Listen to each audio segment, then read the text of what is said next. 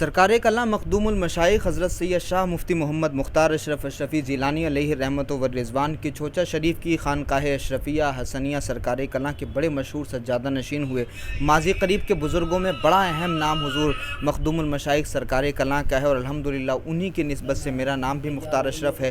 بڑے صاحب کرامت بزرگ ہوئے اور انہی کا فیض ہم پر بھی جاری ہے۔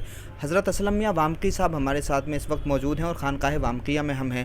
حضرت سرکار کلاں کی کرامت کے حوالے سے ایک بڑی خاص اور اہم بات ہم آپ کو اسلم میاں وامقی صاحب سے سنوانا چاہتے ہیں۔ آپ کے والد محترم کے حوالے سے، آپ کی والدہ اور وہ جو پورا معاملہ ہے ذرا بتائیے گا حضرت سرکار کلاں کی کرامت کے حوالے سے۔ جی، بہت اچھا سوال کیا آپ نے مختار صاحب۔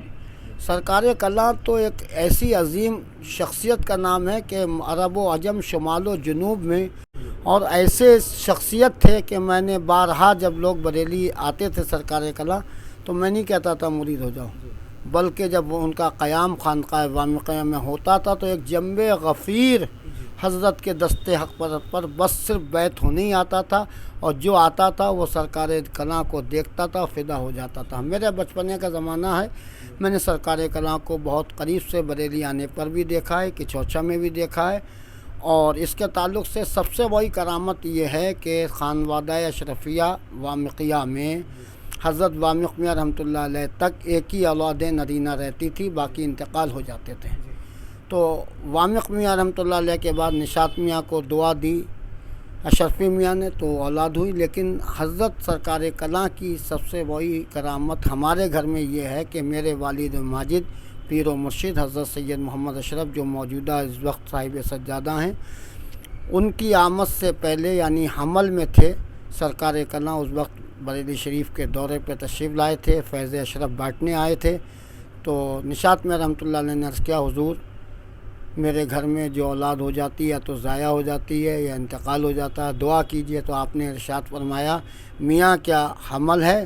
کہا حضور حمل ہے، تو فرمایا بس پھر کافی ہے، ہمارا نام ہی رکھ دینا، یعنی سید محمد اشرف نام رکھ دینا، اور سنو اس کے بعد اگر عمل ہو تو اس کا نام سیدہ محمد بی فاطمہ رکھنا۔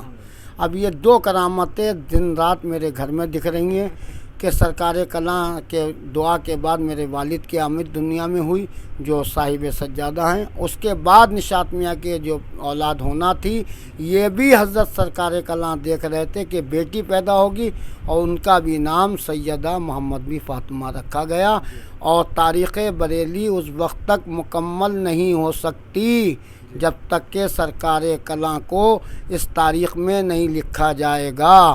یاد رکھنا کہ مفتی اعظم کی نماز جنازہ میں مرکز اہل سنت بریلی شریف کی آج بھی تقریباً 40,000 لوگ ایسے ملیں گے جنہوں نے اسلامیہ گراؤنڈ میں سرکار کلاں کے پیچھے نماز جنازہ مفتی اعظم کی ادا کی ہے، اور ان کا قیام اسی خانقاہ میں تھا، یہیں سے نماز جنازہ ادا کرانے گئے تھے۔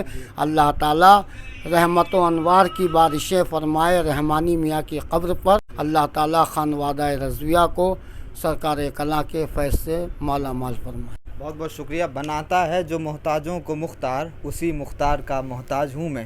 سرکار کلاں کی کرامت کے حوالے سے بہت خوبصورت بات حضرت اسلم میاں وامقی صاحب نے فرمائی۔